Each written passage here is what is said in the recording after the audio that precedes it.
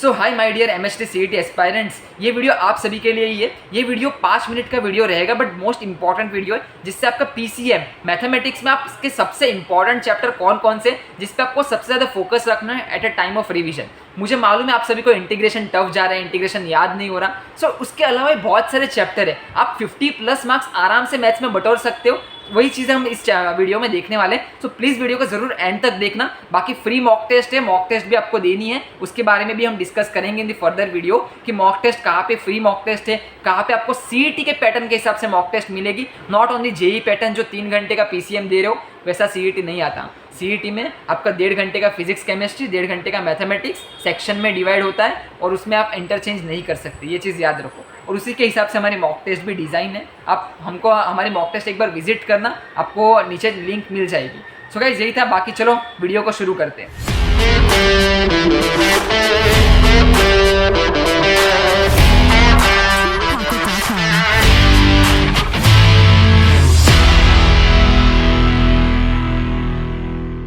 Finally अभी हम discuss करेंगे MHT CET 2024 syllabus and weightage for the mathematics. Mathematics के मोस्ट इंपॉर्टेंट चैप्टर्स कौन कौन से।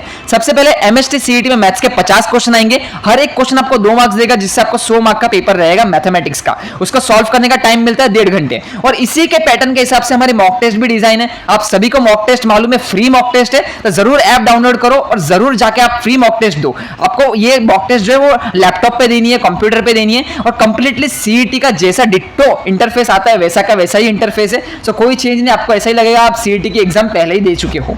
सो गाइज ये चीज याद रखो। बाकी हम डिस्कस करते हैं।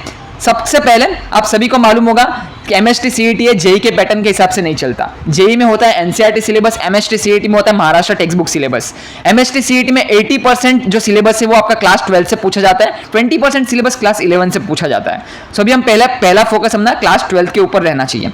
अभी सबसे पहले कौन कौन से मोस्ट इंपॉर्टेंट चैप्टर्स है जिसको हम रिवाइज करें, जो फटाफट रिवाइज हो सकते हैं। सबसे पहले मैथमेटिकल लॉजिक, इस चैप्टर का वेटेज कम है, 2 क्वेश्चन देखने को मिलते हैं। 2023 में भी, 2022 में, 2021 में 2 क्वेश्चन यूजुअली पूछे जाते हैं, बट ये चैप्टर बहुत इजी है, सबसे जल्दी ये चैप्टर हो जाता है। सो आपको मैथमेटिक्स लॉजिक जो है वो आपको करके जाना है, मत छोड़ना, बहुत जल्दी चैप्टर हो जाता है। उसके बाद ट्रिग्नोमेट्री में बहुत सारे फॉर्मूलेज है, मुझे मालूम है टफ जाता है, बट अगर आपको फॉर्मूला रटना, अगर आपने फॉर्मूला रट चुके हो, फॉर्मूला रट के आपके रेडी है, तो आप ये ट्रिग्नोमेट्रिक फंक्शन कर सकते हो। 6 मार्क्स देके जाएगा, 3 क्वेश्चन जरूर आते हैं।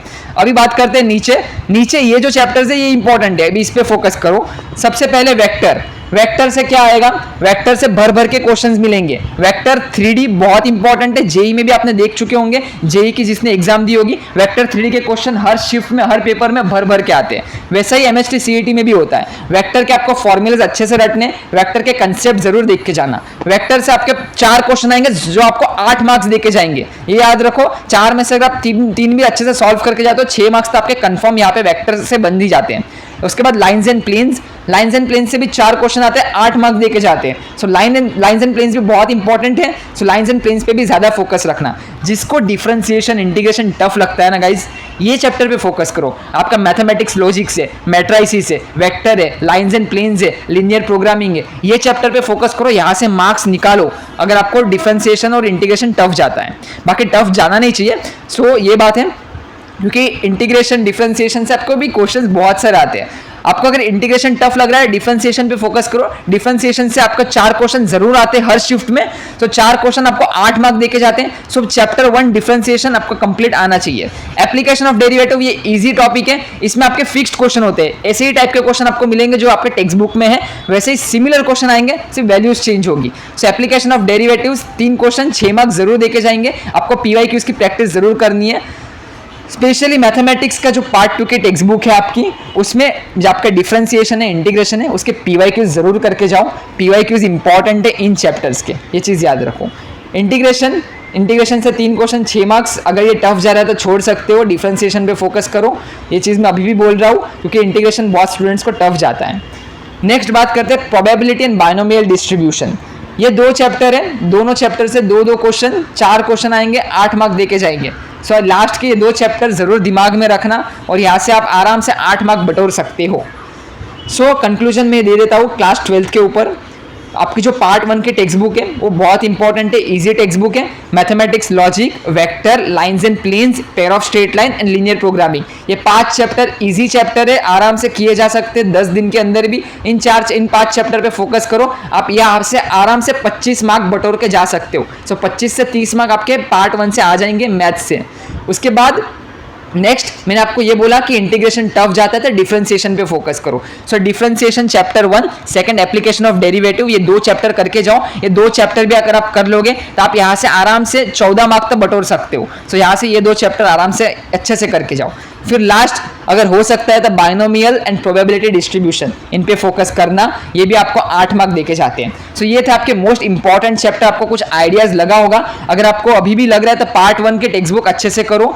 डिफरेंस इंटीग्रेशन टफ जा रहा है तो आप उसके फॉर्मूलाज रट के जा सकते हो, अगर बने तो बने, नहीं बने तो छोड़ देना। डिफरेंशिएशन पे फोकस जरूर करके आना, डिफरेंशिएशन के क्वेश्चन जरूर राइट करके आना। सो गाइस यही था आपका मैथ्स। बाकी 11 से आपको देखोगे तो हर चैप्टर से एक क्वेश्चन आते हैं। सो 11 का आप अगर आप करना चाहते हो तो कर सकते हो, बट 11 के हर चैप्टर से एक क्वेश्चन आते हैं तो आप इतना टाइम नहीं दे पाओगे 11 को, मुझे ही मालूम है। सो 12th पे फोकस करो, 12th से ज्यादा क्वेश्चंस भी आते हैं और ज्यादा मार्क्स भी बटोर सकते हो।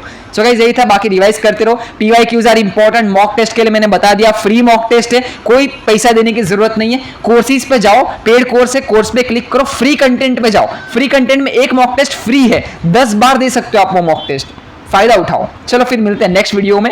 बाकी व्हाट्सएप ग्रुप जरूर ज्वाइन करके रखना और वीडियो को लाइक करना मत भूलना। वीडियो को लाइक कर दो, चैनल को सब्सक्राइब कर दो। इस चैनल पे MST CET की हर एक अपडेट आती है, हर एक अपडेट आपकी, हर एक कॉलेज की काउंसलिंग प्रोसेस भी from the day 1 to the last day of admission, सब चीज हम कंडक्ट करते हैं।